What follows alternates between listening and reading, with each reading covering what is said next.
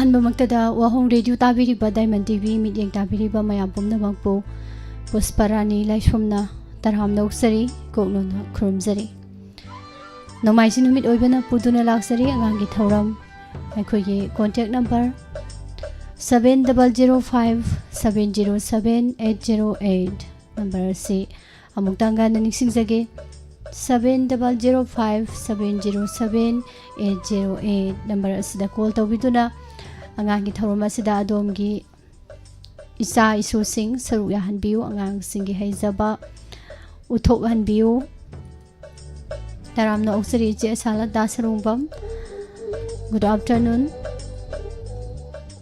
ꯑꯍꯥꯟꯕ ꯀꯣꯜ ꯂꯧꯈꯠꯆꯒꯦ hello hello Hello. Good afternoon. Good afternoon, Miss. Call tawraise kari maming kauge. Tender congregation Thangambi. Kay jang sarage sin Thangambi.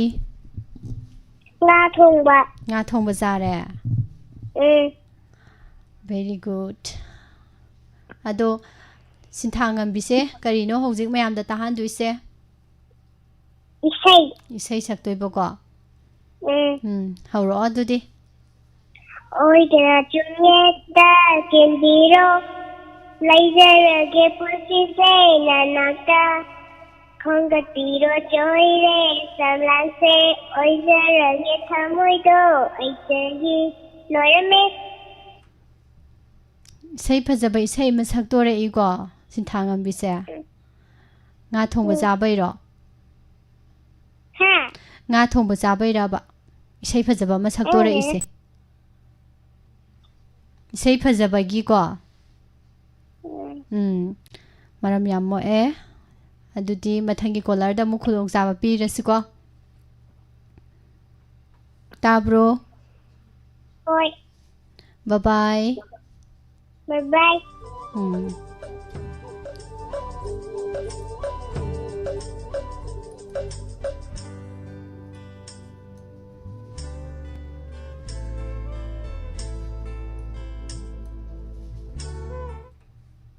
Hello. Hello, good afternoon, Miss. Good afternoon. Call to raise I kanano? think Payal kawe. Payal. Payal se kari lamdagi no? Sangay khongdagi. Sangay khongdagi. Oh, nungari bro Payal. Khumaktre. Da bro. Tai. Taya nungari bro. Nungay. Nungay ya kay jang sagi ngasi. Nungay. Radio ta le bra. Isai salo. Tai. Adu radio do ta ba yade. Radio do dom da sum taraga son da khum lai re Payal se. Radio do lai thau hayo Payal. Sudah kasau. Sedau ya. Radio da taraga dum khum lai re. Hojik Payal gi isai horo. Isai horo. Ikarami ki marumda hikmi puninangna.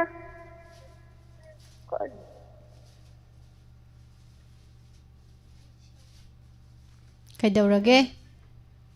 Haurage. Marumda hikmi puninangna. Wakhalsu aigi mihunsu. Hasli aigi nsipan.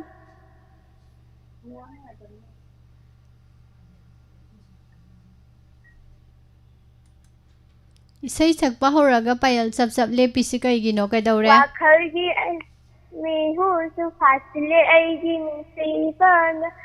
Aina hissa haurage irang hauruge. Mga yung nasangduna miki katluge. Ngawhalage. Pirage. Hamoy masjid amahana. Laujaro. Piringay sida.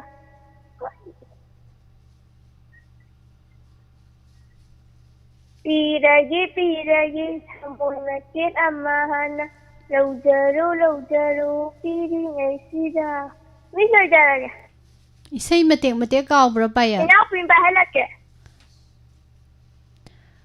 payal tabro tai nanaw su payhalo obo ko ado payal da kainom ta hange miss na ko class kya kare payal se hai class 5 kay school da tambano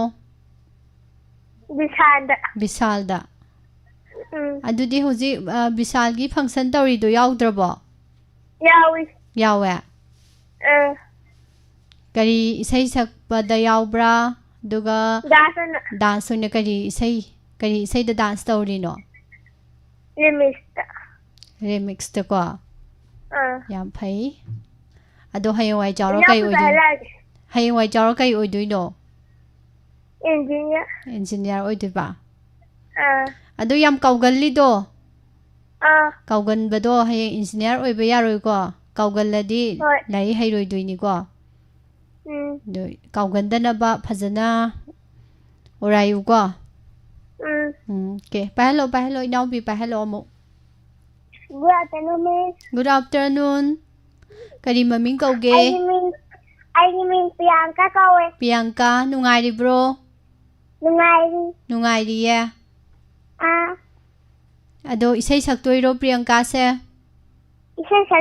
isai saktoi ne ado di che dagi hena phajana saktoro ko hoi ai na hekta hauta urage irang urage manarunga sanguna misi khaluge nyawhalage pirage thamui masera mana laujare rupi dingasida tapna nung sina kawi lena wali sabiyu anuna tena kunde hunna ningo sangaida nusi pasoro tanang ainamde pakan thamodo kanagi oyalu nungdagi oi nese thambiyu sembro yeki napada yaze isana yaze ngawe thamoite nanga pota andire natungi ninge wakalse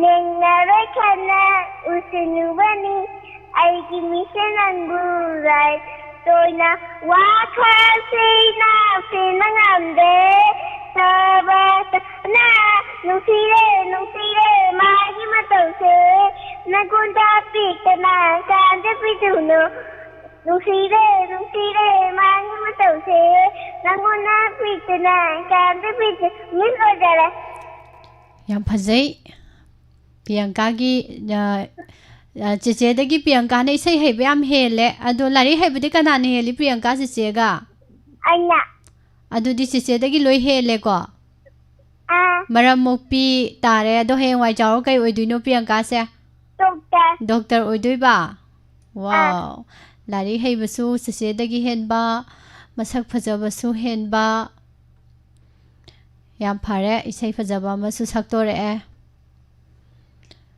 adudi mathang da su phajaba ma saklo go hoi che do isai khara tambiu go hoi ado hadak ki function da dance to bo thokra bro tawi dance to we ba go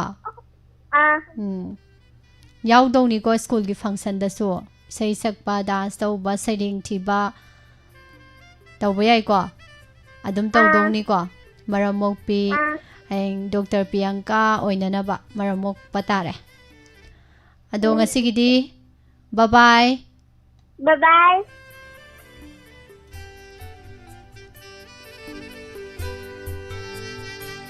Thagasari bung anjan hojai ngakpa ise ima sarubam desmala taramna uchari nidulai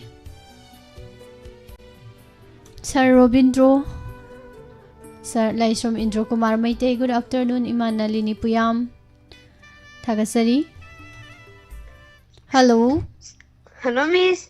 Good afternoon, Miss. Good afternoon call ꯇꯧꯔꯛꯏꯁꯤ ꯀꯅꯥꯅꯣ Ma'am nahan thingnaba ne.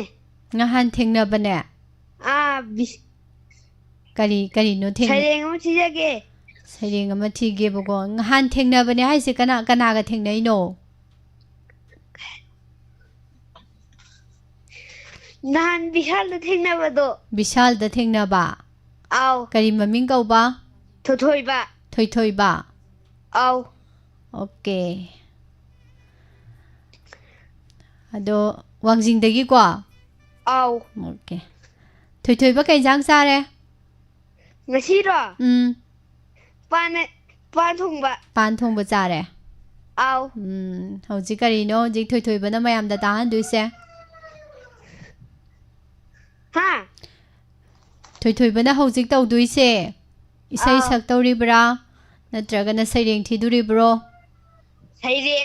Saireng.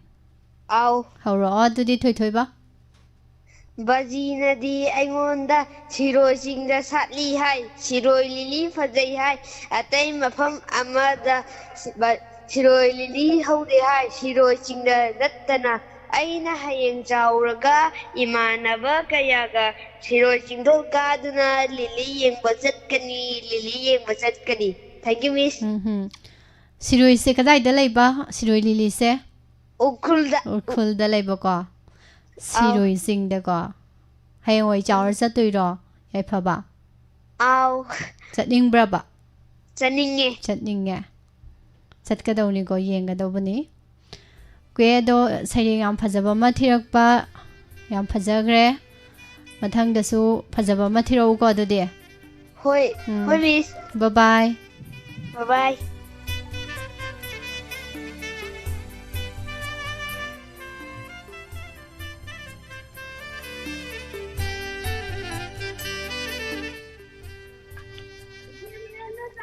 Hello Hello. Good afternoon Tara bro Kari maming kauge call tawraisibo Tampasana Maming yam phajai Tampasana se kai lamdagino Kaigino mama na haira khumai jibo Miss ka wari sanansi mama da khumalakanu ko Nompok sengmai dagi Tampasana se class kya kare Pinagari. Mayam kare ne dudi Hayeng wai chawra kai oiduino Doctor oiduiba Dudi lai mayam haite aroi Hauzik na rhymes thiduiba ko Rhymes hauro Isai saktoiro Hauro Hana lay down Manipur, go Manipur,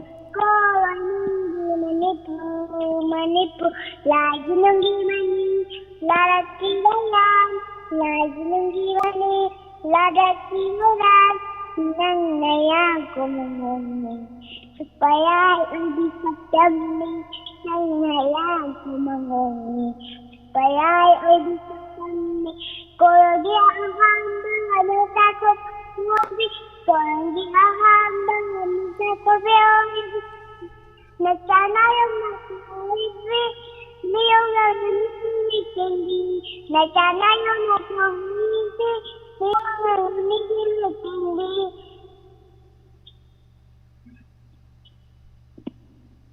Loirabo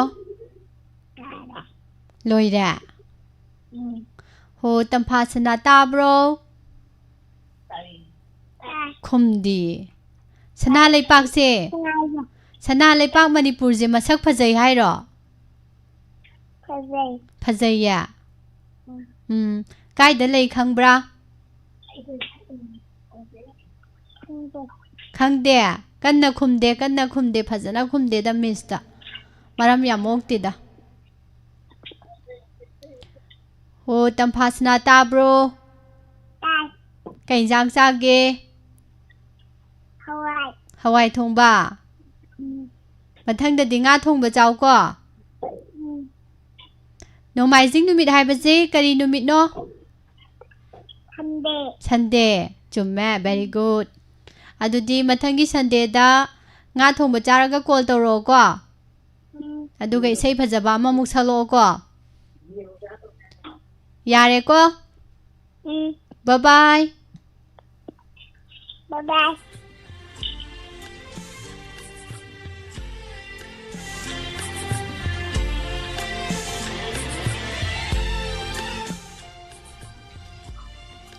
hello Hello, Miss Angang, papahalaki. ꯔꯦꯗꯤꯑꯣꯁꯨ ꯊꯥꯕꯤꯕ ꯃꯥꯜꯂꯤ ꯂꯩꯊꯕꯤꯌꯣ ꯈꯤꯇꯪ ꯂꯥꯞꯇꯛꯅ ꯇꯥꯕꯤꯌꯣ ꯑꯍꯟꯁꯤꯡꯅ Hello? Good afternoon Good afternoon, Miss. Call ꯇꯧꯔꯛꯏꯁꯤ ꯃꯃꯤꯡ ꯀꯔꯤ ꯀꯧꯒꯦ Singkhay ngamba. ꯆꯤꯡꯈꯩ ꯉꯥꯟꯕ Yasan. ꯆꯤꯡꯈꯩ ꯉꯥꯟꯕ ꯀꯩ ꯂꯝꯗꯒꯤ Sitradagi. ꯄꯤꯇ꯭ꯔꯥꯗꯒꯤ ꯅꯨꯡꯉꯥꯏꯔꯤꯕ꯭ꯔꯣ Nungari. ꯀꯔꯤꯒꯤ ꯅꯨꯡꯉꯥꯏꯔꯤꯕ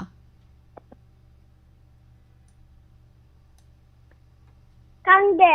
ꯈꯪꯗꯤꯌꯦ ꯐꯔꯦ ꯐꯔꯦ ꯑꯗꯨꯗꯤ ꯍꯌꯦꯡ ꯈꯪꯉꯀꯥꯟꯗ ꯃꯤꯁꯇ ꯍꯥꯏꯔꯛꯎꯀꯣ Hi.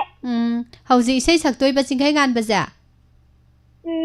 ꯍꯧꯔꯛꯑꯣ ꯑꯗꯨꯗꯤ Kathuna pada asambayambi da sabankan da sabakan nangale sanna. Tunggau segai ba sabakan nangale sanna hatu hatu sanna hotatla gari bara pirambe man ke jawambe kharatu kakena maunata na yai wanda thajabina Pandabina hato chenai ye kuban chenai kira ka churinga padong dagino hetaya ni kanuna ba wala kuna na kanuna ba thambana ba sawi ada ya ne ꯂꯣꯏꯔꯕꯣ ꯄꯕꯞ ꯂꯣꯏꯁꯟꯈꯤꯁꯤ ꯀꯩꯒꯤꯅꯣ makha phade ꯃꯈꯥ ꯐꯥꯗ꯭ꯔꯦ ꯈꯜꯂꯨꯕꯅ ꯑꯃ ꯑꯗꯨꯒ ꯀꯔꯤ ꯍꯥꯏꯕ ꯃꯈꯥꯗꯣ ꯈꯜꯂꯨꯕꯅ ꯑꯃ ꯍꯥꯏꯔꯒ ꯃꯈꯥꯗꯣ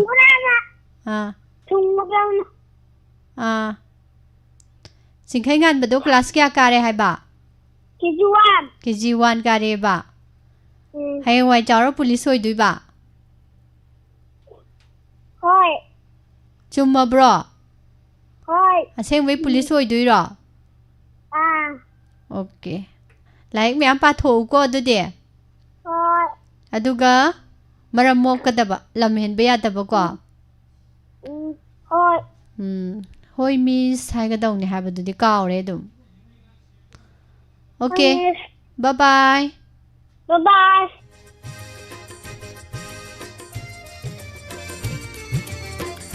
ꯃꯊꯪꯒꯤ ꯀꯣꯂꯔꯗ ꯑꯃꯨꯛ ꯈꯨꯗꯣꯡꯆꯥꯕ ꯄꯤꯖꯔꯤ ꯍꯧꯕꯤꯆꯝ ꯄ꯭ꯔꯤꯌꯥ ꯇꯔꯥꯝꯅ ꯑꯣꯛꯆꯔꯤ ꯁꯔ ꯏꯔꯦꯡꯕꯝ ꯒꯨꯅꯃꯅꯤ ꯅꯥꯎꯔꯩꯕꯝ ꯑꯟꯖꯂꯤ ꯏꯕꯨꯡꯖꯣꯏ ꯃꯣꯏꯔꯥꯡꯊꯦꯝ ꯏꯃꯥ ꯏꯕꯦꯝꯃ ꯅꯤꯡꯊꯧꯈꯣꯡ ꯏꯃꯥ ꯁꯨꯁꯤꯂꯥ ꯃꯦꯗꯥꯝ ꯅꯣꯡꯃꯥꯏꯊꯦꯝ ꯃꯝꯇꯥ ꯇꯔꯥꯝꯅ ꯑꯣꯛꯆꯔꯤ good afternoon sir Bishoi Tongbram hello Hello. Hello. Good afternoon Good afternoon. Good afternoon, Miss. ꯀꯩꯅꯣ ꯃꯃꯥꯁꯨ ꯑꯉꯥꯡꯒꯤ ꯊꯧꯔꯝ ꯌꯥꯎꯗꯣꯔꯕꯣ ꯌꯥꯎꯕ ꯌꯥꯔꯣꯏ ꯃꯃꯥꯗꯤ ꯑꯍꯟ ꯑꯣꯏꯔꯕꯅꯤ ꯑꯗꯨꯗꯤ ꯃꯃꯥꯅ ꯍꯥꯏꯔꯒ ꯈꯨꯝꯃꯛꯀꯅꯨꯀꯣ ꯃꯤꯁꯅ ꯍꯪꯉꯀꯥꯟꯗ ꯁꯠ ꯁꯠ ꯈꯨꯝꯃꯛꯀꯗꯕꯀꯣ ꯀꯩ ꯃꯃꯤꯡ ꯀꯧꯏ Thangjam Lanjengi. ꯊꯥꯡꯖꯝ ꯀꯩ ꯂꯝꯗꯒꯤꯅꯣ ꯎꯈꯣꯡꯁꯥꯡꯗꯒꯤ ꯃꯔꯝ ꯌꯥꯝ ꯃꯣꯛꯑꯦ ꯂꯟꯆꯦꯟꯕꯤ ꯃꯔꯝ ꯌꯥꯝ ꯃꯣꯛꯑꯦ ꯍꯧꯖꯤꯛ ꯀꯔꯤ ꯇꯧꯗꯣꯏꯅꯣ ꯏꯁꯩ ꯁꯛꯇꯣꯏꯔꯣ Thamban Kawi Nuki. ꯍꯧꯔꯛꯑꯣ ꯑꯗꯨꯗꯤ Thamban Kawi Lai Nuki. Angan Angati Pamjayo. Hek Paburi Namjare. Isingana Sapara. Sorry. lôi đẻ Miss saya ada sakit ke? chalo tham ban câu bị đó lôi đi qua lôi đẻ hay dân cả nó lôi đi chalo ý xe mà mu chalo Ngaja jenam bunyi juga nasuk. Ngaja jenam bunyi. Sorry. lôi đẻ hay dân ngày giờ cái ngang tới ngày đi tàu sẽ ngang gì gì ya đó bro Hai. ya đấy miss ka mà sắc mina gì rồi Kamu nak jadi? sắc mina gì cái gì say sắc gì cái hero nè Ini saya. ya đấy lần trên bina hero cái gì say sắc gì cái hero Ôi na chumita. chín biro ôi cái nào giống như ta chín biro makadi hay rắc tre Sorry. lôi đi ta đâm tàu lấy đi ado mà thằng ta số phát ra mà sang lâu quá hồ lần trên bi Ha. cái đầu đi nô Kamu phàm mi à chả câu bật chợ lôi trò tekan ni. mà kan nó không ai gì cái nó chả câu chợ lôi trò hàng bạc ăn đó cái đây đó Ini saya saja. chicken thong bật chạy ye ado ngày khôn nè Yang haram ni. yes hari yam hawi bo ado chả câu bật cái Yang pasal. thank you lần trên bị suy yam phật giấy ya rồi bo Yang pasal ye. ado thank you hai dudi cái đây vậy đó phật giấy lôi namak phật giấy ya hai ado chả câu bật đâu cái làm được chả tùy nói ba hello Ha. chả câu bật cái làm được chả tùy no Burung patah. pata lapi dudi ado dakhina do ye nazira miska Yang aja. ye naza pirak tadi ya roi ko id Tidak. pirak kadam ni aduti Tidak. No jalan do kali lano. khongjom aduti miss to ngai ramage ko Oi. bye bye ngasi gidi Bye.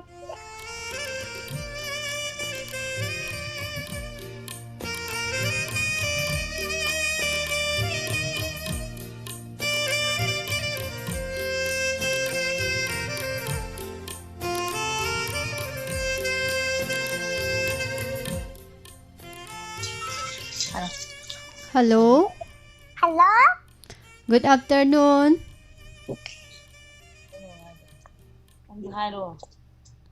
good afternoon không Good afternoon, Miss. no iro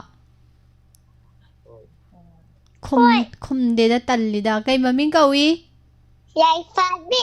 yai phabi Ngalong itu na. kari hai ba Ngalong itu na. ngahamu kidune ba Ah. mani ado yai phabi oigi yum do kadai da no lai ba do Lamai dunda. lamai dong da Ah. chumme ado hauji yai phabi se isai sak toi ba mali Ah. hau ro du de maramok pi ni Tambang kau bilay nanti. Angan ko nanti panzay do. Pagpabudingan jadi. Inci iyang kasabana. Angang batambang. Kung sana ditambang. Ay diloy na panzay do. Ni sambil pahanak ya. pa hello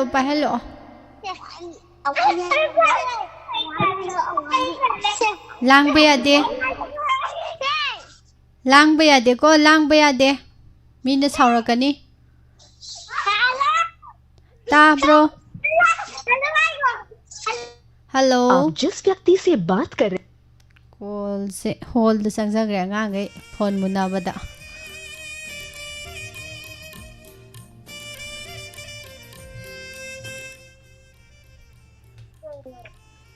hello Hello, sir.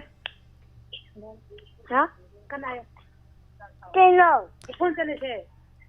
Call पाइरे कई ममिंग कौगे call तौरैसिबो Con thêm pita đấy chứ còn tập làm này bạn. पामैबा पामैबा कई जांग चाय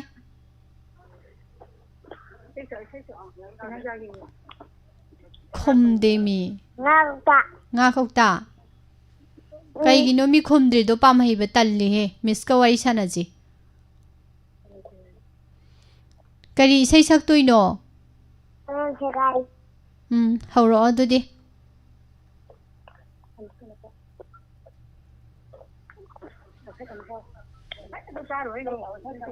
Con đi ra chạy đi bay tao coi. Gà đi cùng rồi bà bu coi. Mà bu không ra bay áo đi. Nó coi bụt tà ra. Con đi ra chạy đi bay tao coi. Gà đi cùng rồi bà bu coi.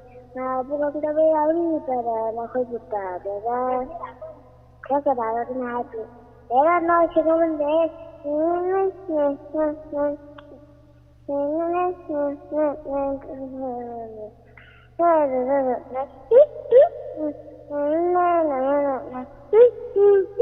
Cô ba, cô ba, mari kita berlepas ke situ pagi, karena kerja kami dari pantai sini, mengalir kat lera, limit tali kat lera, berlepas kena sampai.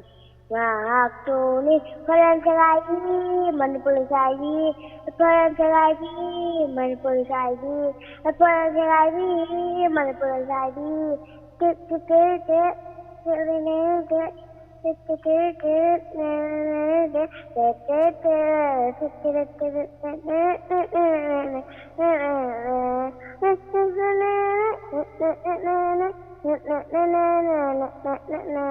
मैं गुरु से पढ़ा सारा गुरु कार्य मैं गुरु से पढ़ा दीवार की फोन बताऊँ तेरे आना को पाठ सिंगार वाले तेरे आओ खाता फिर क्या जमाने यार तारे मक्का से वाला वतन में होते वहाँ से करूँगा मैं बेटी पढ़ने आई मणिपुर सारी पढ़ने आई मणिपुर सारी पढ़ने आई मणिपुर सारी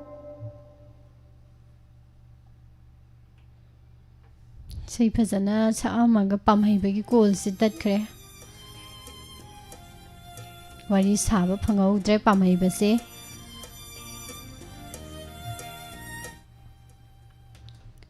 hello Parela. Hello. chelo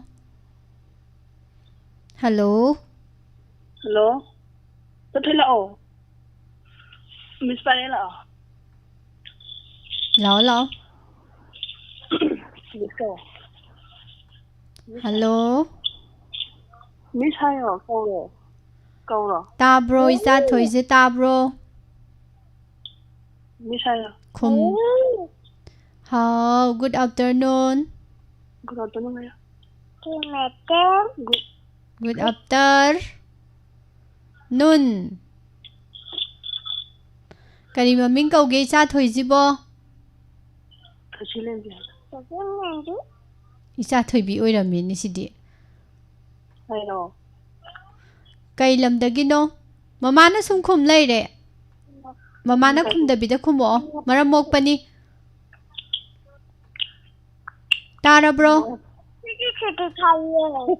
suti thai ya kari gi suti thai ba khangde Sunday gi suti thari ba chumme Sunday di suti thaga da ba ko ado kari maming hai bano Laisilembi kari lamdagino nungai pokpi isai salo adudi Cây số tên. Thầm bà tên. Thầm bà cứ riêng anh qua chạy bù bù đi đi khi anh sang là tham bà tham bà với tham bà ba gì đó lôi đó bố mấy giờ tham bà mấy cha em cha e mấy cha em được vô ta bà maram yamo e lai silem bi se thambal ko bi phajana saktore e adudi bye bye line se tat le me hello hello call to resi kanano kari lại thăm bà khi lai sam taking lam swai ro ko mayam loi khang na ba pitra dagi hojik taking je kari tawdoi no ram saktoi ba horo adudi Mama nai on the ABC, Papa nai on the 1, 2, 3, Dada nai on the Koma Tafi. Dada nai on the Koma Tafi. Yam Napai, Yam Nai, Lanta, Yehovah, my Tamika, Tatong Mama na tong Satara, it's coming like a cherry, it's coming like a cherry. What got it, miss? yam phazakre taking gi ram se maram yamo e mathang da su phajaba masala u ko adudi yarabo Yes. bye bye dudi Bye-bye.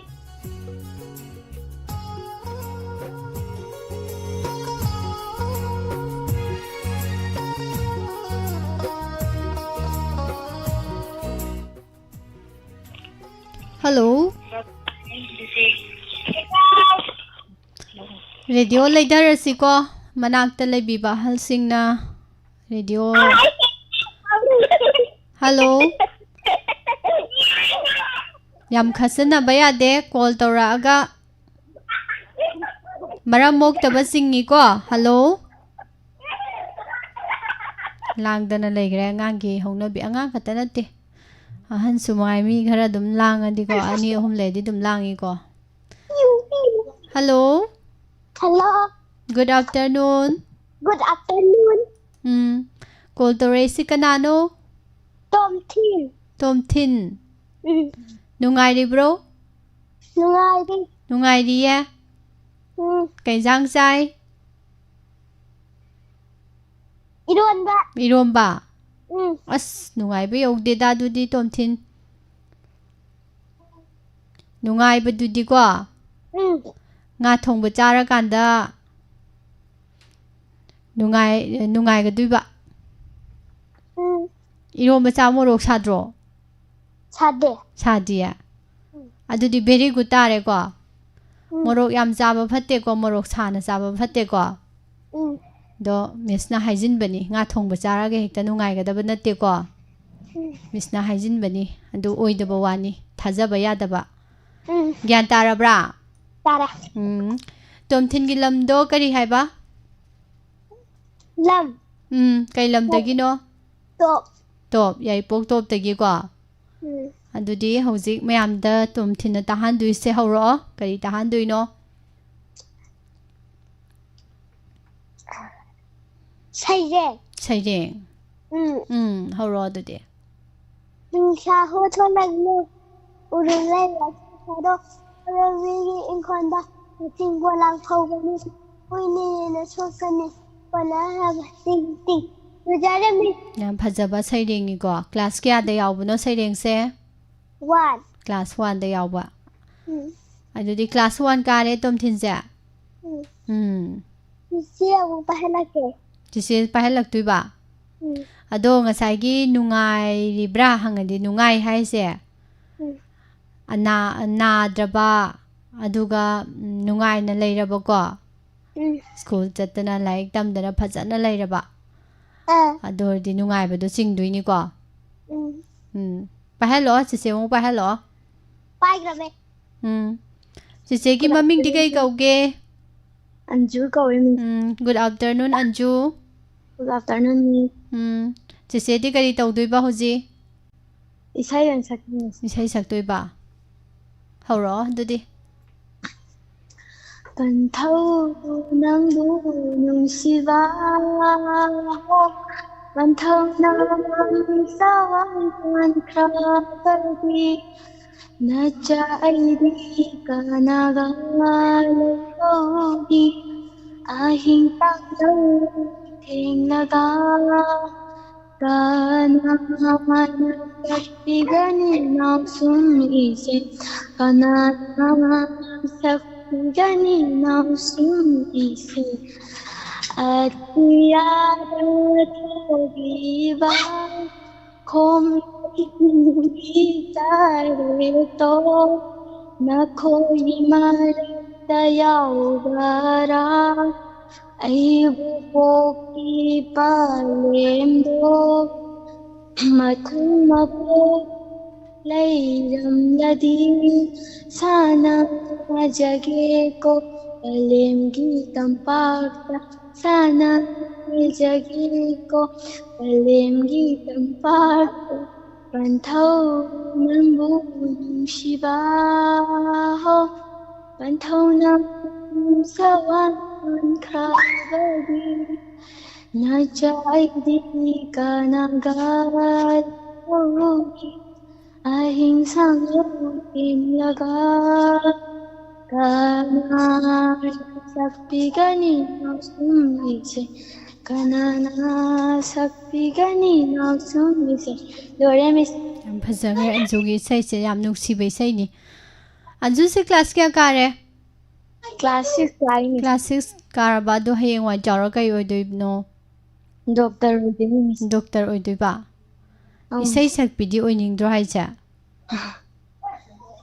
ꯁꯤꯡꯒꯔꯗꯤ ꯑꯣꯏꯅꯤꯡꯗ꯭ꯔꯥ ꯍꯥꯏꯕ Oininge Miss. ꯑꯣꯏꯅꯤꯡꯉꯦꯕ ꯑꯗꯨꯕꯨ ꯗꯣꯛꯇꯔꯅ ꯍꯦꯟꯅ ꯄꯥꯝꯖꯩꯕꯀꯣ doctor Miss. ꯑꯣꯏꯔꯒ ꯃꯌꯥꯝꯒꯤ ꯁꯦꯕꯥ ꯇꯧꯕꯗꯨꯅ ꯍꯦꯟꯅ ꯄꯥꯝꯃꯦꯕ ꯅꯠꯇ꯭ꯔꯥ Miss. ꯏꯁꯩꯗꯤ ꯍꯣꯕꯤ ꯑꯣꯏꯅ ꯄꯥꯝꯕꯅꯦꯕꯀꯣ ꯍꯣꯕꯤꯅꯦꯕ ꯌꯥꯝ ꯅꯨꯡꯉꯥꯏꯔꯦ ꯑꯗꯨꯗꯤ ꯗꯣꯛꯇꯔ ꯑꯣꯏꯅꯕ ꯑꯟꯖꯨ ꯂꯥꯏꯔꯤꯛ ꯄꯥꯕ ꯂꯝ ꯍꯦꯟꯗꯕ ꯉꯥꯎꯁꯤꯟꯅꯗꯕꯀꯣ Miss.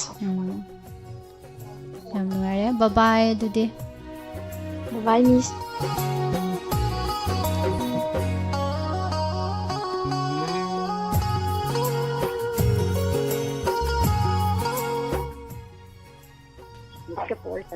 Hello Hello. Hello ꯑꯗꯨꯃꯥꯏꯅ ꯍꯥꯏꯕ ꯌꯥꯗꯦ ꯍꯜꯂꯣ ꯍꯥꯏꯕ ꯌꯥꯗꯦꯀꯣ Hello. Hello ꯍꯜꯂꯣ ꯃꯤꯁ ꯍꯥꯏꯒꯗꯕ Hello Miss. Hello Miss ꯑꯁ ꯀꯔꯤ ꯃꯃꯤꯡ ꯀꯧꯒꯦ Kenapa ꯆꯤꯡꯂꯦꯝꯕ ꯍꯣ ꯆꯤꯡꯂꯦꯝꯕꯣ Kaya ꯀꯩ ꯍꯥꯏꯒꯦ ꯑꯗꯨ ꯌꯥꯗꯦꯀꯣ ꯀꯩ ꯍꯥꯏꯒꯦ ꯑꯗꯨ ꯌꯥꯗꯦꯀോ ꯀꯩ ꯍꯥꯏꯒꯦ ꯃꯤꯁ ꯍꯥꯏꯒꯗꯕ ꯈꯪꯉꯕ ꯐꯖꯅ ꯍꯌꯦꯡꯋꯥꯏ ꯆꯥꯎꯔ ꯀꯩ 어디노 ꯆꯤꯡꯂꯦꯝꯕꯁꯦ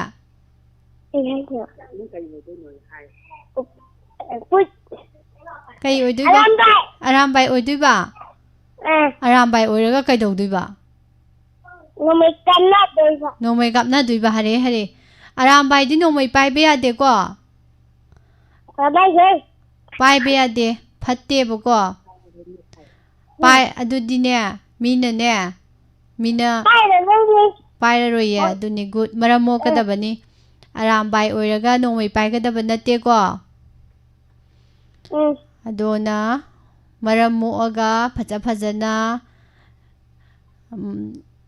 ꯃꯌꯥꯝ ꯀꯀꯥ ꯕꯨꯕꯣꯛ ꯄꯨꯄꯨ ꯃꯃꯥ ꯕꯕꯥꯅ ꯍꯥꯏꯕ ꯃꯌꯥꯝꯗꯣ ꯐꯖꯅ ꯈꯨꯝꯕ ꯇꯝꯒꯗꯕꯅꯦꯕ ꯑꯔꯥꯝꯕꯥꯏ ꯑꯣꯏꯔꯒ ꯉꯣꯟꯗ ꯐꯨꯔꯥ ꯍꯥꯏꯔꯗꯤ ꯍꯌꯦꯡ ꯀꯔꯤ ꯅꯪ ꯑꯗꯨꯝ ꯐꯨꯒꯦ ꯍꯥꯏꯔꯗꯤ ꯀꯃꯥꯏꯅ ꯇꯧꯅꯤ ꯐꯖꯅ ꯈꯨꯝꯗ꯭ꯔꯗꯤ ꯐꯖꯅ ꯍꯥꯏꯗ꯭ꯔꯗꯤ ꯐꯨꯒꯦ ꯍꯥꯏꯔꯛꯇꯣꯏꯅꯤ ꯃꯤꯅ ꯌꯥꯝ ꯐꯔꯦ ꯑꯗꯣ ꯆꯤꯡꯂꯦꯝꯕ ꯆꯤꯡꯂꯦꯝꯕ ꯀꯩ ꯂꯝꯗꯒꯤꯅꯣ ꯄꯤꯇ꯭ꯔꯥꯗꯒꯤꯀꯣ ꯑꯗꯣ ꯍꯧꯖꯤꯛ ꯃꯌꯥꯝꯗ ꯀꯔꯤ ꯇꯥꯍꯟꯗꯣꯔꯤ ꯃꯃꯥ ꯆꯥꯛ ꯆꯥꯒꯦ ꯍꯧꯔꯛꯑꯣ ꯑꯗꯨꯗꯤ Mama Chacha,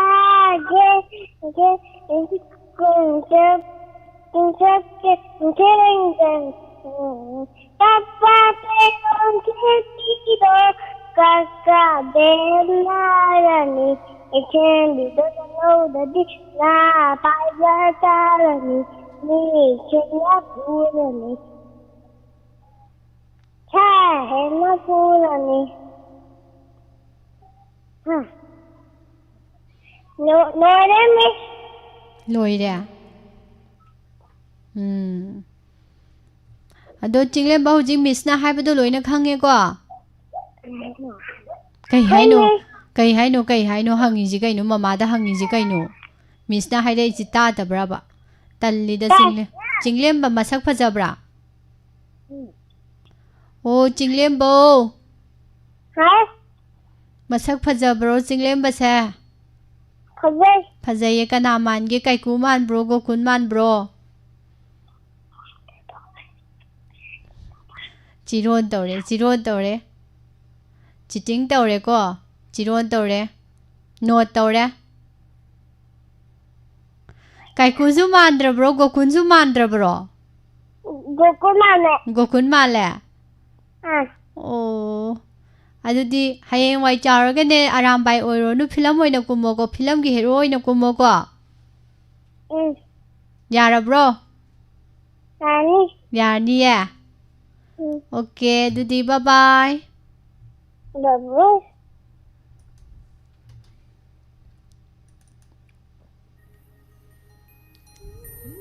Mathangi collar da mu khudok chaba pizari. Thagachari manabi Brajeshwari Premi Widrom Ima Ibemhan Kaka Lai Shumrada Sir Birendra Ngasekpam Ima Lata Yengkhom Sir Bijoy Tongbram Ibung Joy Murangthem Ima Ibemhan Ningthaukhong Ibung Hendi Lai Shom Udabo Kuire Nitulai Nene Sabitri Pia Hobijam Taramna Ukchari Thagat Pahong Doksari Mayam Hello. Good afternoon. Good afternoon, Miss. Call tore ise ID khangi haido oi. Kanano. Haidok tabai wani da. Kanglai ngan ba. Kai jang chare? Nga kok ta thong ba chare ba ko? Adudi hojik kanglai ngan base karino torok tuisa nga muki laiba bai jai do me cheng ta de asiang ga sakke dudi phajana salo ko mobile do chin maya da pusalo loud speaker thadok pa yade hoi dugo phajana salo horo hoi miss Manipur, Manipur, Manipur, Manipur, Manipur, Manipur, Manipur, Manipur, Manipur ko gi ilani, sulon na panna ko silebi, Manipur ko gi ilani. Chilon na pala ko silibi, tingni tame tawag pandi, puruk kaya gi ko na pandi, jagoy isay sana bata, shapu daparam dandi, Manipur, Manipur, Manipur, Manipur.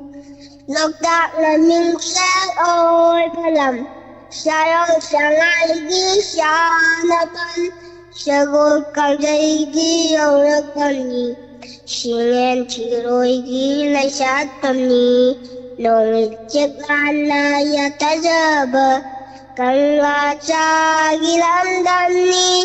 Càng là cha ghi làm đâm nhì. Manipur, Manipur. Manipur, Manipur. Bôi lại cha na lấy bác chi đờ. Imagi mặt cha ôi tu na. Cuộc jage si jage. Yek cha lại ghi làm tâm chi đờ. Cuộc jage si jage. Yek cha lại ghi làm tâm chi đờ. Cuộc tâm chi đờ. Làm tâm chi đờ. Manipur câu đi imani. Chilon na panna ko silibi. Manipur câu bi imani. Chilon na panna ko silibi. Jini tamigi laura panni. Uru kayagi kunda panni. Jagoy ilay sana bada. Shaku tak palam damni. Manipur, Manipur, Manipur, Manipur, Manipur, Manipur, Manipur, Manipur, Manipur. Thank you, Miss. Wow, yam phajai. Kang laingan bagi say Manipur ko bisana leipak. Say tharaga sakpa isay ko. Oh, Ado kang laingan ba babagi maming kay kawi? Jonathan. Mamagi di. Ako na lagi Donat. Kari heba mamay maming do kari heba? Donat. Jonat. Donat. Dornat. Oh, Oh, maram yam mo e kamay tong ni. Hayang wai jaraga kang laingan ba se? Kari oidoy ba? police. Police oy ba yara roy? Police oy ro nu ko? Oh, kayo na, Miss. Singer oy na oy ro? Hoy, Miss. Isay phajaba saktana ko. Mayam da tahandana. Mayam gi isay hayba say sakpa kang laingan ba oy no oy ra si. Ojar ka, Miss. Oizero ado isay je kanada hana tamba horani adudi. Oza mayam dagi ko. Oza Hoy, may papala. papana kay hayba?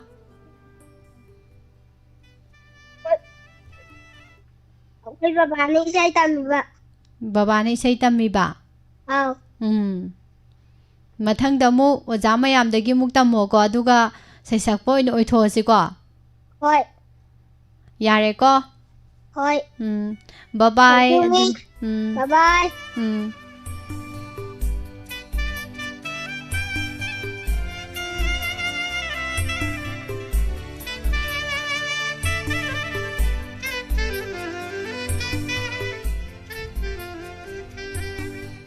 Live chat nong naleng sinbirak pa Madam Gitarani Saikom, Imamem Chobi Ngangom, Padama Devi, Sir Robindro, Imai Beman, Manabi Brazeshwari, Tagasari, Ima Renubala, Sir Jibala Ishram, Kangabok Wang Laikai, good afternoon, Ibunganjan, Pia, Tagachari. Hello. Call sila ambani tatkre. Hello. Hello. Call tore se kari maming kauge. Danazit. Danazit.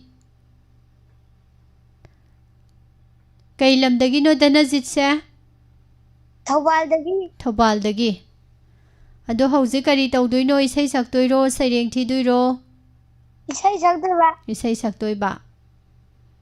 ꯍꯧꯔꯣ ꯑꯗꯨꯗꯤ ꯍꯧꯔꯛꯑꯒꯦ ꯃꯤꯁ ꯍꯧꯔꯣ ꯁꯥꯅ ꯂꯩꯕꯥꯛ ꯃꯅꯤꯄꯨꯔ ꯃꯅꯤꯄꯨꯔ ꯁꯥꯅ ꯂꯩꯕꯥꯛ ꯃꯅꯤꯄꯨꯔ ꯃꯅꯤꯄꯨꯔ ꯀꯣꯂꯣ ꯅꯪꯒꯤ ꯃꯅꯤꯄꯨꯔ ꯃꯅꯤꯄꯨꯔ ꯀꯣꯂꯣ ꯅꯪꯒꯤ Manipur Manipur ꯂꯥꯏꯖꯅꯨꯡꯒꯤ money ꯅꯥꯔꯛꯀꯤ ꯂꯩꯔꯥꯡ ꯂꯥꯏꯖꯅꯨꯡꯒꯤ money ꯅꯥꯔꯛꯀꯤ ꯂꯩꯔꯥꯡ ꯄꯤꯇꯛꯅ ꯃꯉꯥꯟ ꯆꯥꯎꯕꯤꯅꯤ ꯄꯤꯇꯛꯅ ꯃꯉꯥꯟ ꯆꯥꯎꯕꯤꯅꯤ ꯁꯥꯅ ꯂꯩꯕꯥꯛ ꯃꯅꯤꯄꯨꯔ ꯃꯅꯤꯄꯨꯔ ꯀꯣꯂꯣ ꯅꯪꯒꯤ ꯃꯅꯤꯄꯨꯔ ꯃꯅꯤꯄꯨꯔ ꯂꯣꯏꯔꯦ ꯃꯤꯁ ꯍꯧꯖꯤꯛꯀꯤ ꯙꯅꯖꯤꯠꯅ ꯁꯛꯄ ꯏꯁꯩꯗꯣ ꯀꯔꯤ ꯏꯁꯩ ꯀꯧꯏ ꯈꯪꯕ꯭ꯔꯥ ꯁ꯭ꯇꯦꯠ ꯁꯣꯡ ꯁ꯭ꯇꯦꯠ ꯁꯣꯡ ꯂꯩꯕꯥꯛ ꯅꯤꯡꯕ ꯏꯁꯩ ꯀꯣ ꯑꯩꯈꯣꯏꯒꯤ ꯃꯅꯤꯄꯨꯔꯒꯤ ꯑꯣꯏꯕ ꯁ꯭ꯇꯦꯠ ꯁꯣꯡ ꯍꯥꯏꯇꯥꯔꯦ ꯌꯥꯝ ꯐꯖꯕꯀꯣ ꯀꯅꯥꯅ ꯏꯁꯩꯁꯦ ꯀꯅꯥꯅ ꯁꯛꯑꯣ ꯍꯥꯏꯔꯤꯅꯣ ꯙꯅꯖꯤꯠꯇ ꯃꯥꯕꯣꯛꯅ ꯃꯥꯕꯣꯛꯅ ꯃꯥꯕꯣꯛ ꯀꯅꯥꯅꯣ ꯃꯥꯕꯣꯛꯀꯤ ꯃꯃꯤꯡ ꯀꯩ ꯀꯧꯏ ꯃꯥꯕꯣꯛ ꯔꯣꯃꯤꯂꯥ ꯔꯣꯅꯤꯂꯥ ꯀꯣ ꯃꯥꯕꯣꯛꯅ ꯍꯥꯏꯕ ꯏꯟꯕ ꯃꯔꯝ ꯌꯥꯝ ꯃꯣꯛꯄ ꯙꯅꯖꯤꯠ ꯑꯣꯏꯔꯦꯀꯣ ꯑꯗꯨꯗꯤ ꯑꯗꯣ ꯑꯇꯩ ꯏꯁꯩꯗꯤ ꯍꯩꯕ꯭ꯔꯥ ꯙꯅꯖꯤꯠ ꯑꯇꯩ ꯏꯁꯩ ꯑꯇꯣꯞꯄꯁꯨ ꯁꯛꯄ ꯍꯩꯕ꯭ꯔꯣ ꯍꯩꯌꯦ ꯑꯣꯀꯦ ꯑꯗꯣ ꯃꯊꯪꯗ ꯍꯌꯦꯡ ꯃꯊꯪꯒꯤ ꯑꯉꯥꯡꯒꯤ ꯊꯧꯔꯝꯗꯁꯨ ꯑꯗꯨꯝ ꯁꯛꯁꯤꯀꯣ ꯃꯊꯪ ꯑꯗꯣ ꯀ꯭ꯂꯥꯁ ꯀꯌꯥ ꯀꯥꯔꯒꯦ ꯙꯅꯖꯤꯠꯄꯣ ꯀ꯭ꯂꯥꯁ 4 ꯀ꯭ꯂꯥꯁ 4 ꯀꯩ ꯁ꯭ꯀꯨꯜꯗ ꯇꯝꯕ ꯑꯅꯟꯗꯄꯨꯔꯗꯀꯣ ꯍꯌꯦꯡꯋꯥꯏ ꯆꯥꯎꯔ ꯀꯔꯤ ꯑꯣꯏꯅꯤ ꯐꯨꯠꯕꯣꯂꯔ ꯍꯧꯖꯤꯛ ꯐꯨꯠꯕꯣꯜ ꯁꯥꯟꯅꯕ ꯈꯔ ꯍꯧꯔꯕ꯭ꯔꯣ ꯍꯧꯔꯦ ꯀꯅꯥꯒ ꯇꯧꯔꯒ ꯁꯥꯟꯅꯒꯦ ꯄꯂꯦꯝ ꯄꯟꯊꯧ FCꯗ ꯀꯔꯤ ꯂꯝꯒꯤꯅꯣ ꯊꯧꯕꯥꯜ ꯈꯦꯇ꯭ꯔꯤ ꯂꯩꯀꯥꯏꯒꯤꯀꯣ ꯑꯗꯨꯗꯤ ꯐꯖꯅ ꯍꯣꯠꯅꯔꯣꯀꯣ ꯁꯥꯟꯅꯕ ꯍꯥꯏꯁꯤꯗꯤ ꯂꯥꯏꯔꯤꯛ ꯇꯧꯅ ꯄꯥꯔꯒ ꯍꯩꯒꯦ ꯍꯥꯏꯕ ꯌꯥꯕ ꯅꯠꯇꯦꯕꯀꯣ ꯊꯋꯥꯏ ꯌꯥꯎꯅ ꯍꯣꯠꯅꯔꯀꯥꯟꯗ ꯑꯐꯕ ꯁꯥꯟꯅꯔꯣꯏ ꯑꯣꯏꯗꯣꯏꯅꯤ ꯑꯗꯨꯅ ꯑꯣꯖꯥꯅ ꯇꯥꯛꯄꯗꯣ ꯑꯣꯖꯥꯅ ꯍꯥꯏꯕꯗꯣ ꯏꯜꯂꯒ ꯐꯖꯅ ꯇꯝ ꯇꯥꯔꯦ ꯌꯥꯔꯦꯀꯣ ꯑꯗꯨꯗꯤ ꯕꯥꯏ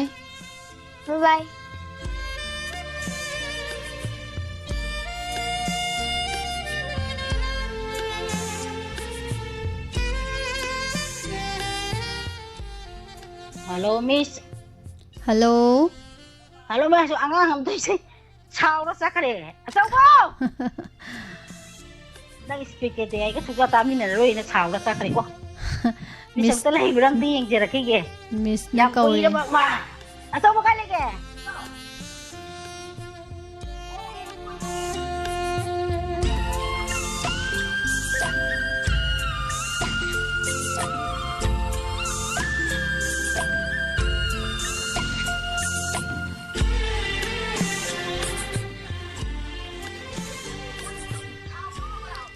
Pabung Zenta Kumar Taram Nokchari Chemanda Elangbam Ima Sanahanbi Oinam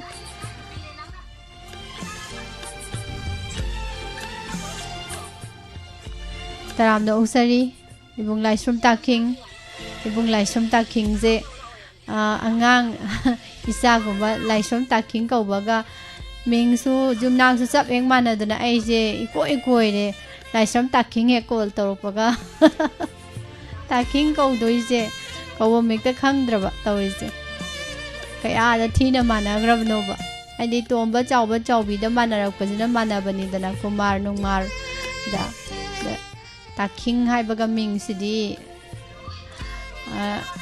Angangi Tharum the Saruyariba, who is Yagum Laba Takinga Ibung Laishum Takinga Zinatanay Tadri Madam Yaifabi Sanjanbam, Ima Susila, Taram Nokchari, Ima Thambal Tombi Loitongbam, Bemsa Elangbam Kasar. Thagachari. Hello. Hello, Miss. Hello. Good afternoon. Good afternoon. Kari maming kauge? Dhananjoy. Dhananjoy. One second, I know. Thaban Khekmandagi ne. Ado karai da chatluy no ba hujik Phone thang din sa ba ni Miss. Phone Inspector tayai ga tararoi dro. Taduy ne. Ado bubok ta tararoi hairami haisidi.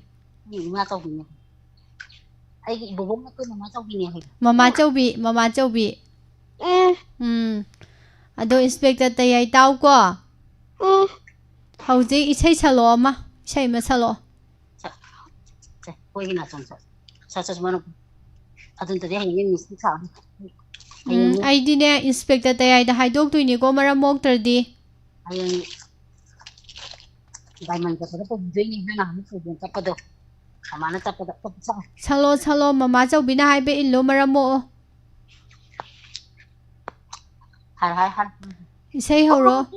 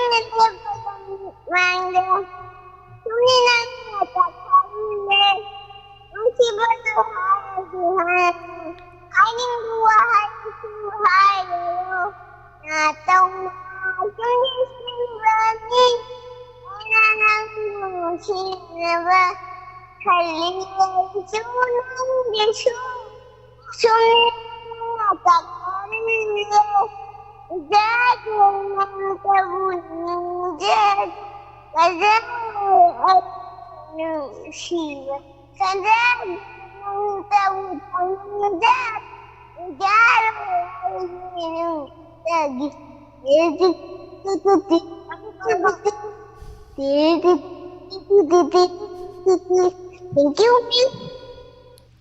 Dhananjoy ju na chom chin bro. Nu isi kai kino Miss na hangaga. Na chom chin bra hairaga. Cindy ya. Koi nang ta la ka. Pai hello ado class kya karage Dhananjoy bo. Hello. Maram yam mo e. Like mayam pa tho ko du di.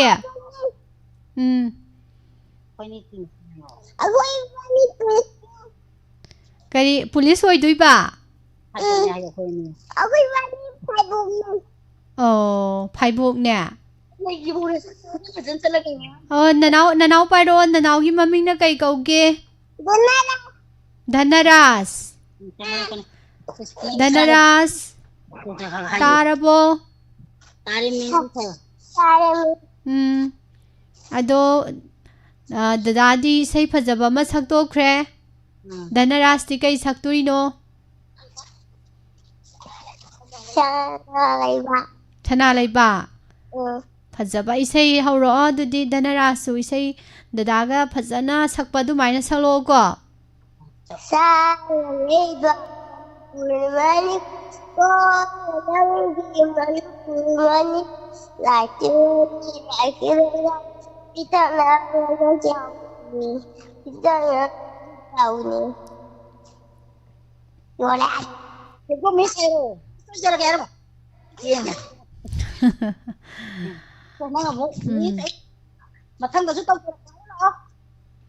Yare maram yamo e Dhananjoy ga Dhanaras ka.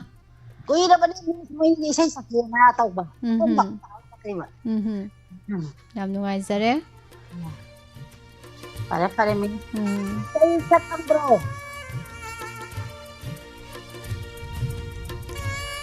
Angangsing sina tay sum saireng thibo oiro isei sakporo kaim khande lebak ning be isei ga salak pasidi pukning se am nungsiba phawi haitare ꯌꯥꯝ ꯅꯨꯡꯉꯥꯏ ꯌꯨꯝꯒꯤ ꯑꯍꯜ ꯂꯃꯟ ꯑꯣꯏꯕꯤꯔꯤꯕ ꯄꯦꯔꯦꯟꯠꯁꯤꯡ ꯌꯥꯝ ꯅꯨꯡꯉꯥꯏꯖꯩ ꯑꯉꯥꯡꯁꯤꯡꯗ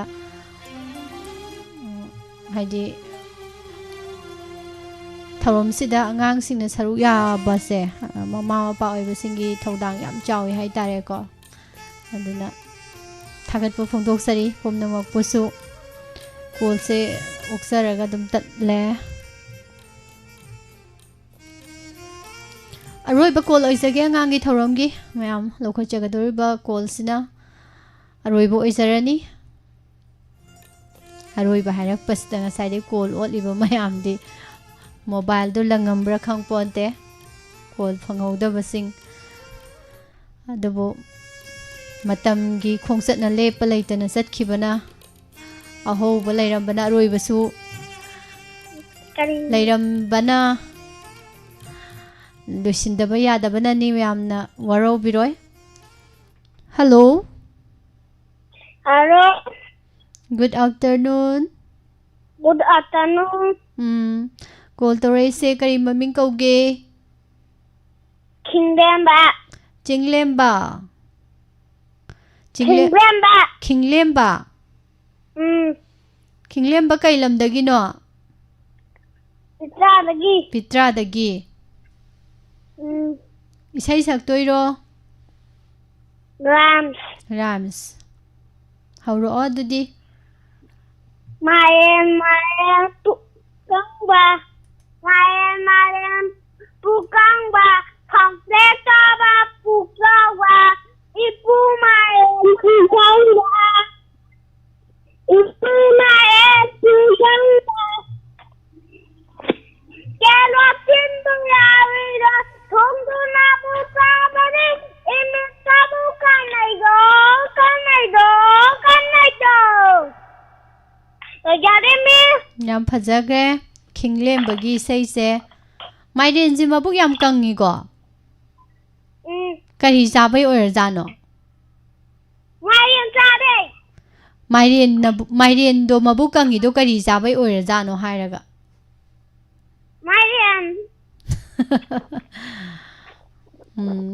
Ram Sam phajagre Kinglemba class kya karage Kinglemba KG1 Kay school da tamba Kangikit Hayeng wai charo kay oini Police oiradi kay daudui ba Lamhen ba mi phadui ba very good Ngausinna ba okta ba lamhen ba phatta ba tawba mi phadui ne ba ko Ado Kinglemba se chakauba chatoiro Chutney Dakhina kari tawni haige Kinglemba gi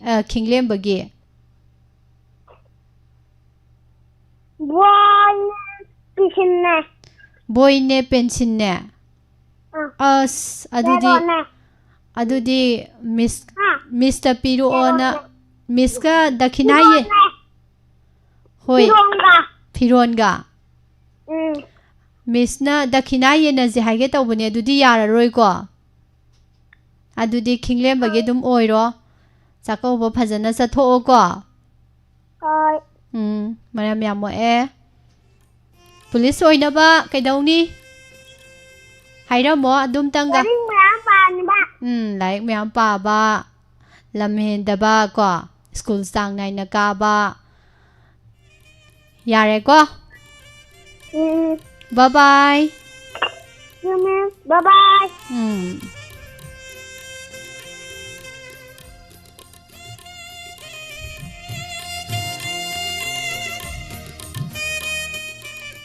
Sigidamaktadi Angangi thoram mata aswai da lusinjari Makha taba ko laukhatjadre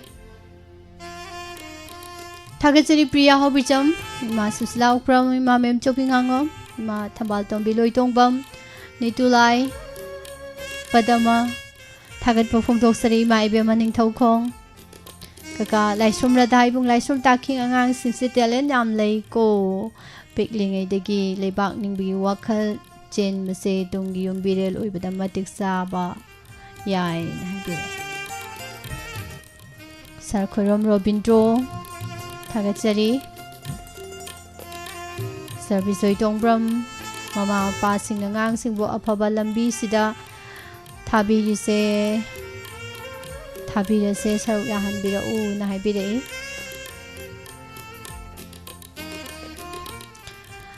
ꯑꯩꯈꯣꯏꯒꯤ ꯇꯣꯉꯥꯟ ꯇꯣꯉꯥꯟꯂꯦ ꯑꯉꯥꯡꯅ ꯄꯥꯝꯕꯅ ꯑꯃ ꯑꯗꯨꯒ ꯃꯃꯥ ꯃꯄꯥꯁꯤꯡꯅ ꯄꯥꯝꯕꯅ ꯑꯃ ꯀꯣ ꯑꯗꯨꯒ ꯑꯉꯥꯡꯁꯤꯅ ꯌꯥꯝ ꯄꯥꯝꯖꯕ ꯃꯥꯒꯤ ꯄꯥꯝꯖꯕ ꯂꯝꯕꯤꯁꯤꯗ ꯃꯃꯥ ꯃꯄꯥꯁꯤꯡꯅ ꯑꯃꯨꯛ ꯌꯦꯡꯁꯤꯟꯕꯤꯗꯕ ꯑꯗꯨꯒ ꯑꯃꯨꯛ ꯃꯃꯥ ꯃꯄꯥꯅꯗꯤ ꯌꯥꯝ ꯄꯥꯝꯖꯕ ꯑꯗꯨꯒ ꯑꯉꯥꯡꯁꯤꯡꯅꯗꯤ ꯑꯃꯨꯛ ꯍꯣꯠꯅꯕꯗ ꯉꯥꯡꯅꯕꯗ ꯌꯥꯝ ꯋꯥꯕ ꯑꯅꯤꯁꯤ ꯂꯩ ꯑꯗꯨ ꯑꯅꯤꯁꯤꯃꯛ ꯑꯉꯥꯡꯁꯤꯡꯒꯤ ꯑꯄꯥꯝꯕꯗꯁꯨ ꯄꯥꯝꯃꯤꯕꯗꯨ ꯀꯔꯤꯅꯣ ꯍꯥꯏꯗꯅꯀꯣ ꯃꯃꯥ ꯃꯄꯥꯁꯤꯡꯅ ꯃꯥꯒꯤ ꯄꯥꯝꯖꯔꯤꯕ ꯂꯝꯕꯤꯗꯨꯗ ꯍꯣꯠꯅꯕ ꯌꯥꯕ꯭ꯔꯥ ꯍꯣꯠꯅꯔꯒ ꯑꯣꯏꯗꯣꯔꯤꯕ꯭ꯔꯥ ꯍꯣꯠꯅꯍꯟꯕ ꯑꯗꯨꯒ ꯑꯉꯥꯡꯁꯤꯡꯅ ꯁꯨꯝ ꯄꯥꯝꯗꯕꯗꯀꯣ ꯃꯃꯥ ꯃꯄꯥꯁꯤꯡꯅ ꯐꯅ ꯍꯣꯠꯅꯔꯁꯨ ꯍꯣꯏ ꯂꯥꯏꯔꯤꯛꯇꯤ ꯁꯤꯟꯐꯝ ꯑꯃꯒꯤ ꯋꯥ ꯂꯩꯇꯦ ꯂꯥꯏꯔꯤꯛꯇꯤ ꯁꯨꯡꯁꯣꯏ ꯁꯣꯏꯗꯅ ꯍꯩꯇꯕ ꯌꯥꯗ꯭ꯔꯕꯅꯤ ꯍꯧꯖꯤꯛꯀꯤ ꯃꯇꯝꯁꯤꯗ ꯍꯥꯏꯔꯗꯤ ꯑꯗꯨꯅ ꯂꯥꯏꯔꯤꯛꯀꯤꯅ ꯇꯣꯉꯥꯟꯅ ꯊꯝꯃꯒ ꯂꯥꯏꯔꯤꯛ ꯍꯩꯔꯒ ꯑꯣꯐꯤꯁꯥꯔ ꯑꯣꯏꯒꯗꯕꯅꯤ ꯗꯣꯛꯇꯔ ꯑꯣꯏꯒꯗꯕꯅꯤ ꯏꯟꯖꯤꯅꯤꯌꯥꯔ ꯑꯣꯏꯒꯗꯕꯅꯤ ꯍꯥꯏꯕꯗꯨ ꯈꯛꯇ ꯅꯠꯇꯦ ꯑꯗꯨꯅ ꯍꯣꯠꯅꯍꯟꯕꯤꯌꯨ ꯋꯥꯍꯣꯡ ꯔꯦꯗꯤꯑꯣ ꯇꯥꯕꯤꯔꯤꯕ ꯗꯥꯏꯃꯟ ꯇꯤꯚꯤ ꯃꯤꯠꯌꯦꯡ ꯇꯥꯕꯤꯔꯤꯕ ꯊꯧꯔꯝꯁꯤꯗ ꯁꯔꯨꯛ ꯌꯥꯕꯤꯔꯤꯕ ꯈꯨꯗꯤꯡꯃꯛ ꯊꯥꯒꯠꯄ ꯐꯣꯡꯗꯣꯛꯆꯔꯤ ꯑꯐꯕ ꯃꯥꯏꯀꯩꯗ ꯑꯆꯨꯝꯕ ꯑꯐꯕꯗ ꯏꯆꯥ ꯏꯁꯨꯁꯤꯡꯕꯨ ꯂꯝꯖꯤꯡ ꯂꯝꯇꯥꯛꯄꯤꯗꯨꯅ ꯑꯐꯕ ꯃꯃꯥ ꯃꯄꯥ ꯑꯃ ꯑꯣꯏꯕꯒꯤ ꯔꯣꯜꯗꯨ ꯂꯧꯕꯤꯌꯨ ꯄꯨꯝꯅꯃꯛꯄꯨ ꯋꯥꯐꯝꯁꯤꯡ ꯑꯁꯤꯒ ꯂꯣꯏꯅꯅ ꯉꯁꯤꯒꯤꯗꯃꯛꯇꯗꯤ ꯑꯉꯥꯡꯒꯤ ꯊꯧꯔꯝ ꯂꯣꯏꯁꯤꯟꯖꯕꯒꯤ ꯑꯌꯥꯕꯗꯨ ꯂꯧꯖꯔꯤ ꯑꯃꯨꯛꯀ ꯍꯟꯅ ꯄꯨꯁꯄꯔꯥꯅꯤ ꯂꯥꯏꯁ꯭ꯔꯝꯅ ꯃꯌꯥꯝ ꯄꯨꯝꯅꯃꯛꯄꯨ ꯈꯨꯔꯨꯝꯖꯔꯤ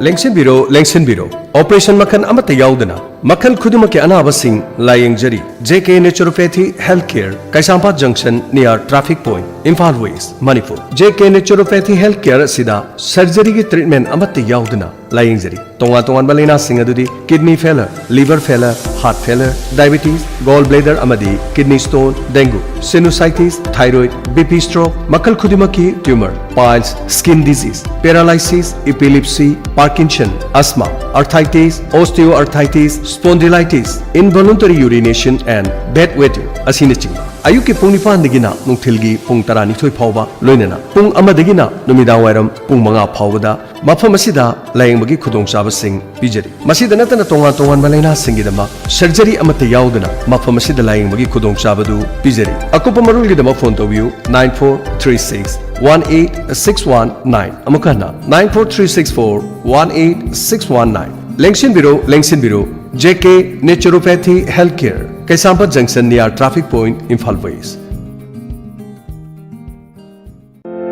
Nungairaba Paujel Leichal Ayush Clinic and Pharmacy Advanced Diabetes Healing and Wellness Center Sagolban Salam Lekai Mamang Lirak Jiri Parking Mafamasida Ayuki Pung Mapandagina Pung Manga Paubagi Laying Magi Kudong Sabadu Pijari Adom Diabetes Laina Nabagi Dama Wabiru Rogan Leichal Ayush Clinic ta Diabetes tha amagi manungda reverse oina layingba ngamjari masida sunatana creatine wangba fatty liver oiba cholesterol wangba BP wangba arthritis gallstone joint pain kidney stone weight loss na chingba layingba ngamle masigi sumathata makal khudimaki lab test tawagi khudong chabasu leizari akopa marol gedama call to you 8880 5718115 amukahna 8880 5718115 Mafam asida water therapy stem bath ki khudong chabasu leizari ngasi mak lengsinbiro Leichal Ayush Clinic and Pharmacy Advanced Diabetes Healing and Wellness Center Sagolban Salam Lekai Mamang Lirak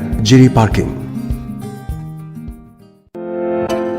Nungairaba Paujel Ningthem Eye Care and Optical Saisakpi Baby Chanchan gi thongan maya da leriba opposite oil pump near district hospital Thobal Khangabuki hek opposite lejariba Ningthem Eye Care and Optical na chahi ama pharakpagi khudong chaba pizari frame amadi lens pulaga sumnatagi lupa lising amadagi haujagan loinana mid lying ba free oijagan pizari bo offer se October gi tang 13 targina November gi tang 13 phauba pijagan akopa marol gi dama 8787 344 541 amukana 8787 344 541 हारिबा number सिदा कुपा मरोल खंगबा यागनी लेंगसिन बिरो निंगथेम आई care and optical गी चाही अमा फारकपगी खुदोंग चाबसी लौबियु मफमना सैसक्री baby Chanchal गी थोंगा opposite oil pump near district hospital Thoubal खांगबो लेंगसिन बिरक्सी हेल्थ केयर फिजियोथेरेपी कक्सिंग सुमनांग लेकाय ऑपोजिट कक्सिंग पुलिस स्टेशन मफम मसिदा था अमगी थांगज खुदिंगदा अयुक की पुंग निपानदिगिना नुंगथेल पुंग 12 फाउबदा PMR की OPD हांगदुकचरी मफम मसिदा ख्वांग नाबा गक्समरी नाबा लेंगजुमरी नाबा खुउ नाबा BP स्ट्रोक तौरुबदगी फिजियोथेरेपी की ट्रीटमेंट तांग चिकपा गाउट नाबा सिंगली नावरी सोंथबा अमदी सरू सयांग की अनाबा सिंगिदमा लायंगजरी लोइना था अमगी अहानबा थांगजदा मफम मसिदा फ्री OPD की खुदोंग चाबा सु पिजरी मफम मसिदा खन्नरबा PMR की डॉक्टर लेंगबिरक्तुना लायंगबगी खुदोंग चाबा पिजरी था अमगी अहानबा थांगजदी फ्री OPD की खुदोंग चाबा सिसु लौबियु अकुपा मरोल के दमक कॉल तौबियु 8413062818 अमुकहना 8413062818 हेल्थ केयर फिजियोथेरेपी कक्सिंग सुमनांग लेकाय ऑपोजिट कक्सिंग पुलिस स्टेशन